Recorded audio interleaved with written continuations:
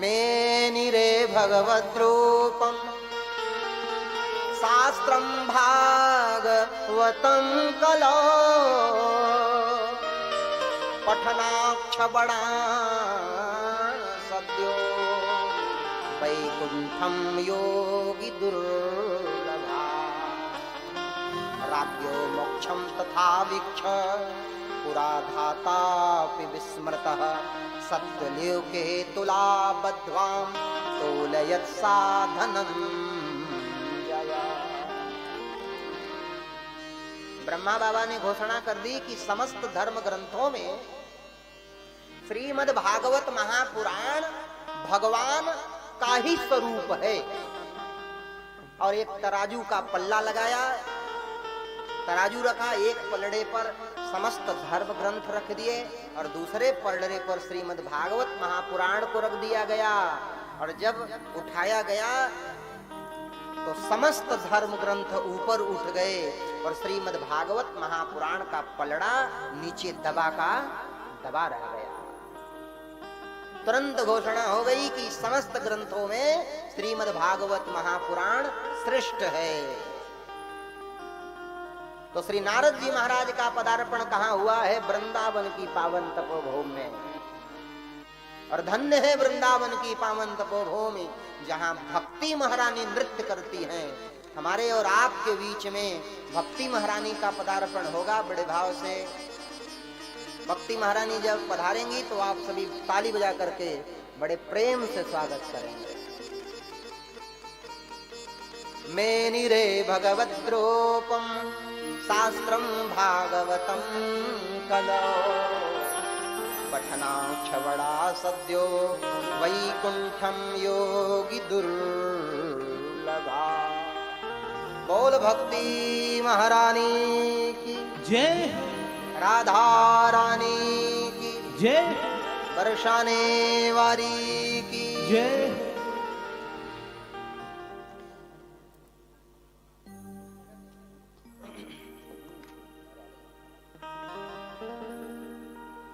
अभी जब संत जन नृत्य करेंगे तो भक्ति महारानी भी नृत्य करेंगी।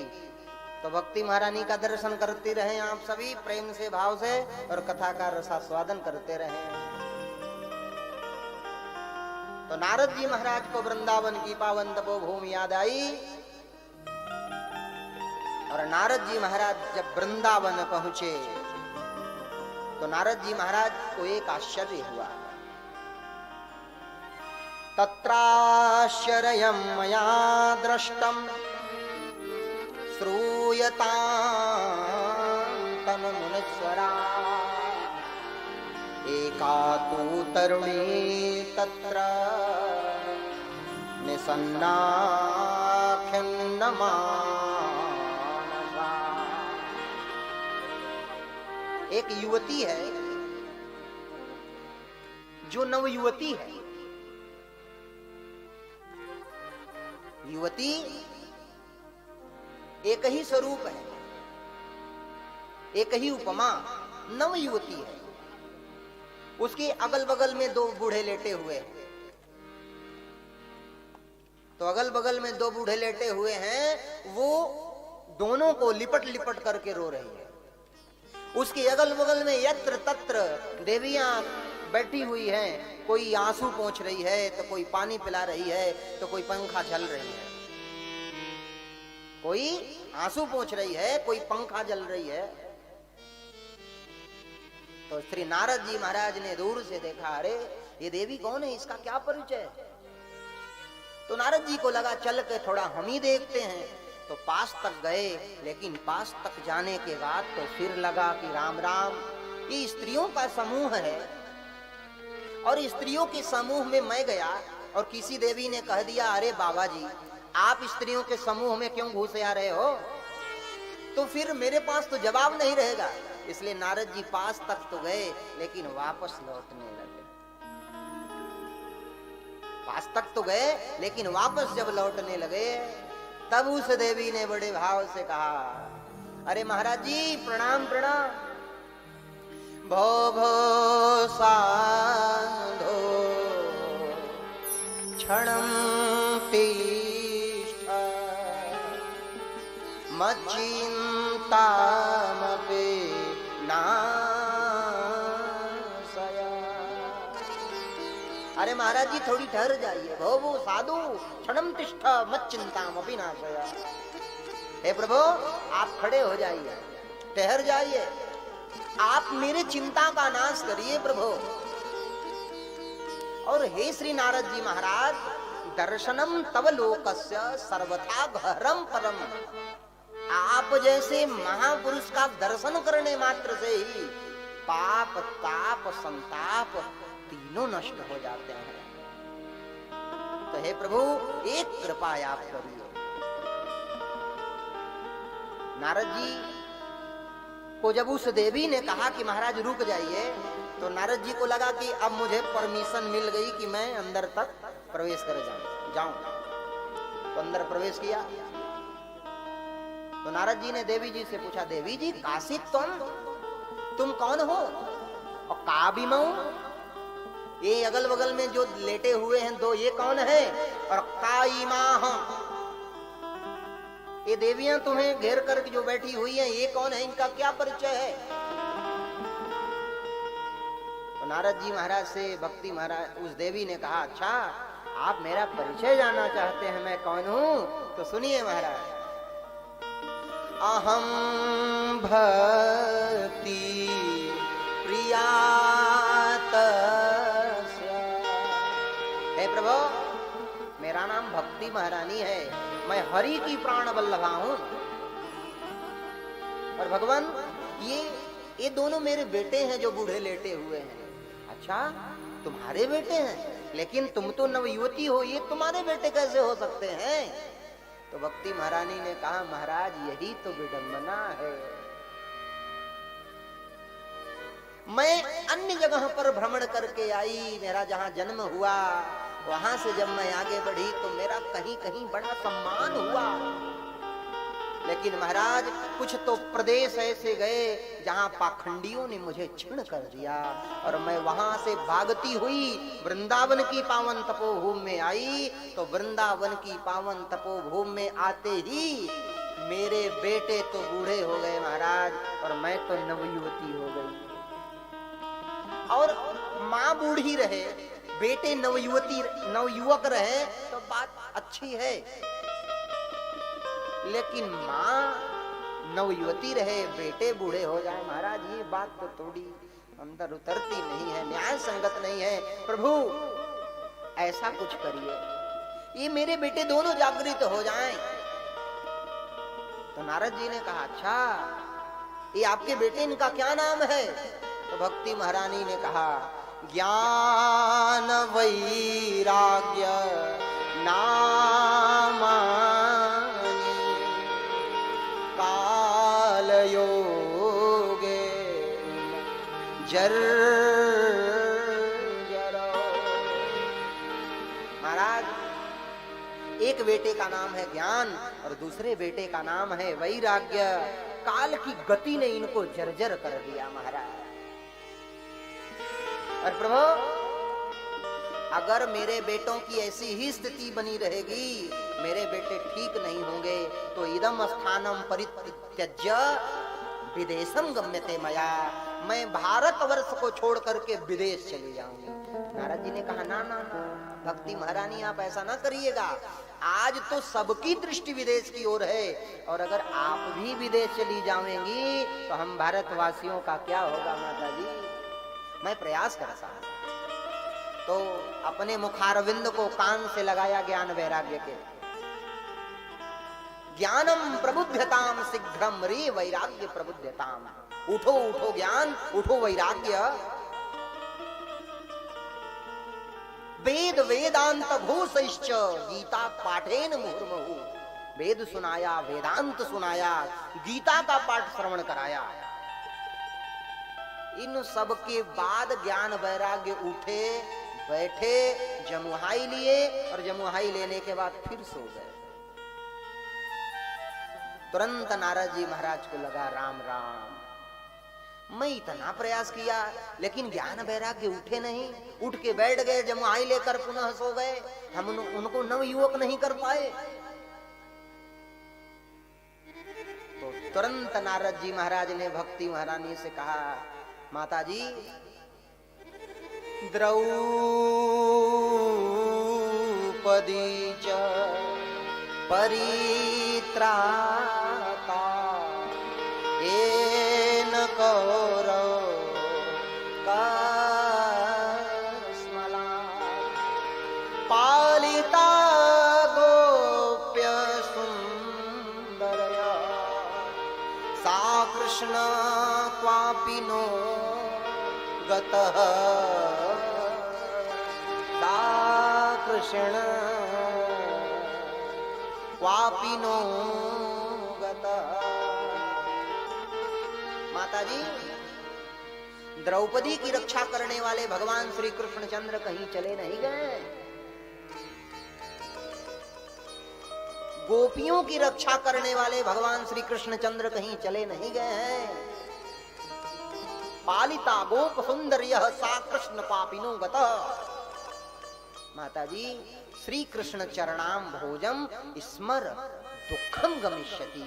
आप श्री कृष्णचंद्र के चरणों का ध्यान करिए, आपका दुख दूर हो जाएगा, मुझे ये विश्वास है। आप ध्यान करें माता जी। तो भक्ति महारानी भगवान का ध्यान करती हैं। अचानक नारद जी महाराज को आकाशवाणी सुनाई पड़ी, अरे नारद जी, आप सत्कर्म करो, और सत्कर्म करोगे तो ज्ञान वैराग्य की भक्ति की स्थापना हो जाएगी। तो सत्कर्म मिलेगा किसके पास? तो संतों के पास जाकर के पता किया, महाराज आप मुझे सत्कर्म का उपदेश दें। तो नारद जैसा ब्रह्मज्ञानी महापुरुष किसी साधारण पुरुष से पूछे कि सत्कर्म किसे कहते हैं, तो नारद जी के प्रश्नों का कोई उत्तर देगा? नहीं देगा। अरे कोई अच्छा वैद्य, अच्छा डॉक्टर किसी छोटे डॉक्टर से पूछे कि भैया इस रोग की दवा कौन सी होगी, तो कोई डॉक्टर उसे बताएगा? झोला छाप डॉक्टर नहीं बताएगा। तो संतों के सानिध्य में जब गए तो मुंह की भूता तथा मानने कियंतस्ते तु पलायिता। कोई तो मौन हो जाते थे कि भैया नवरात्रि व्रत चल रहा है, नवरात्रि बाद मिलना। कोई तो नारद जी से छुप जाते थे और कोई नारद जी को देखते ही भाग जाते थे। उत्तर किसी ने दिया नहीं। तो नारद जी को याद आया कि अरे यहाँ कोई उत्तर नहीं देगा, मैं बद्रिकाश्रम चलूं। और जब बद्रिकाश्रम में जाकर के भ्रमण करना शुरू किया तो आज 4 संतों का दर्शन हो रहा है, सनत, सनंदन, सनत कुमार एवं सनातन। ये ब्रह्मा बाबा के मानस पुत्र हैं। जब सृष्टि की रचना ब्रह्मा बाबा ने किया था तो इन 4 पुत्रों को ही पहले प्रकट किया था। इनसे कहा भैया तुम सृष्टि की रचना करो। चारों पुत्रों ने सृष्टि रचना करना कहा कि ना ना पिताजी, हम सृष्टि रचना के चक्कर में नहीं फंसने वाले हैं, हम सृष्टि रचना नहीं करेंगे। तो आज नारद जी महाराज जब अपने बड़े भाइयों से मिले तो बड़े भाइयों ने कहा, अरे नारद, कथम ब्रह्मण दीन मुख कुतश्चिंता तुरो भवान् त्वरितं गम्यते कुत्र कुतश्चागमनं तव।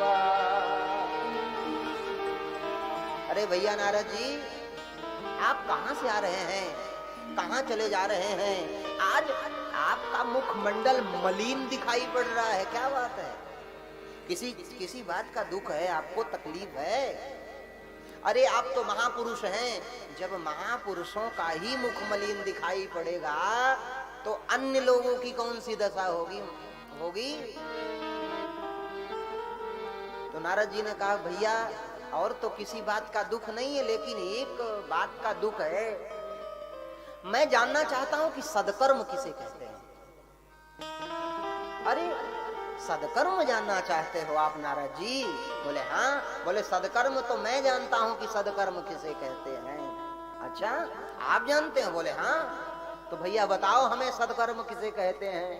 बोले सत्कर्म सूचको नूनम ज्ञान यज्ञम स्मृति बुधये। सत्कर्म किसे कहते हैं? ज्ञान यज्ञ को ही सत्कर्म कहते हैं। वह ज्ञान यज्ञ कौन सा है मेरे भाई बहन? श्रीमद् भागवत महापुराण ज्ञान यज्ञ है।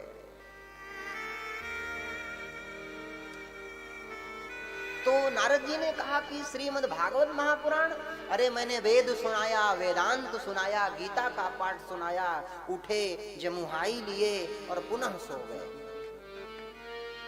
तो अब फिर मैं क्या उनको श्रवण कराऊं? सत्कर्म से तो ऊपर बड़ी बात सुना दिया हमने।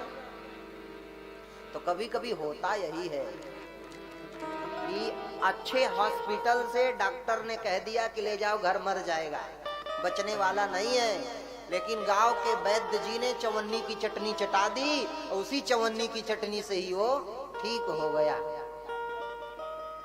तो नारद जी को जब संतों ने उपदेश दिया तो विश्वास हो गया। अच्छा भैया, सदकर्म श्रीमद् भागवत महापुराण की कथा है? बोले हाँ। अच्छा, तो नारद जी महाराज कह रहे हैं कि भैया यह कथा कहाँ हो जो हम सभी उपस्थित होकर के कथा श्रवण कर लें? तो बोले सुनो नारद जी, गंगा द्वारे समीपे तू तटमानंद नामकम, हरिद्वार की पावन तपोभूमि में आनंद नामक घाट है और उसी आनंद नामक घाट पर ही श्रीमद् भागवत महापुराण की कथा हो। तो हरि का द्वार है। हरिद्वार में आनंद नामक घाट पर बालू से सुंदर मंच बना दिया गया। चारों नारद जी महाराज श्रोता बन करके बैठे और यूं ही श्रोता बन करके बैठे तो संपूर्ण जगत में यह बात फैल गई कि हरिद्वार में श्रीमद् भागवत महापुराण की कथा होनी है। अनेक अनेक संत महंत भगवंत सभी पहुंचने लगे। भृगुर वसिष्ठस्य चवनस्य गौतमो मेधा तिथिर देवल देवरातो रामस्तथा गांधी सुतस्य साकलो मृकंड पुत्रो ज पिप्पलादाः।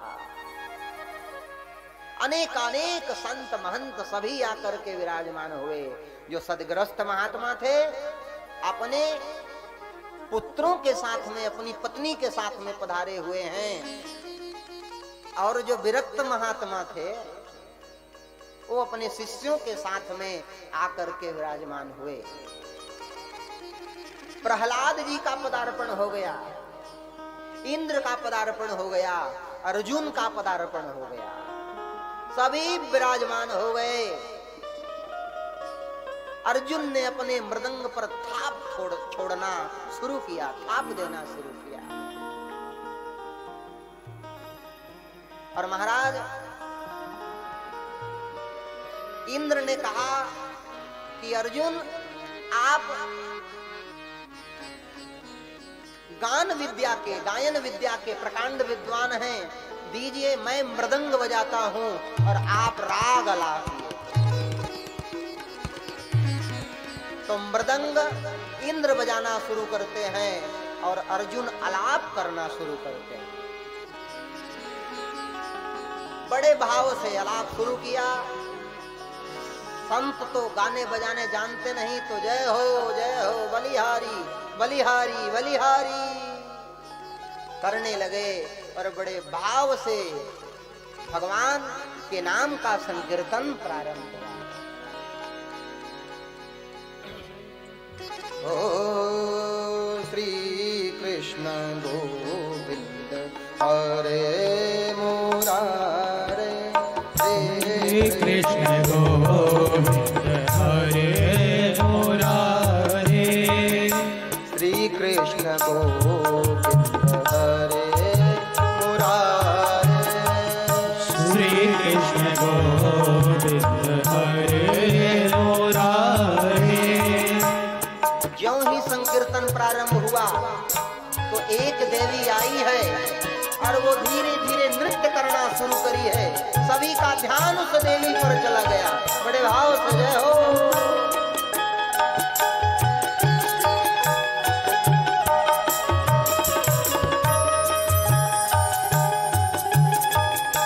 श्री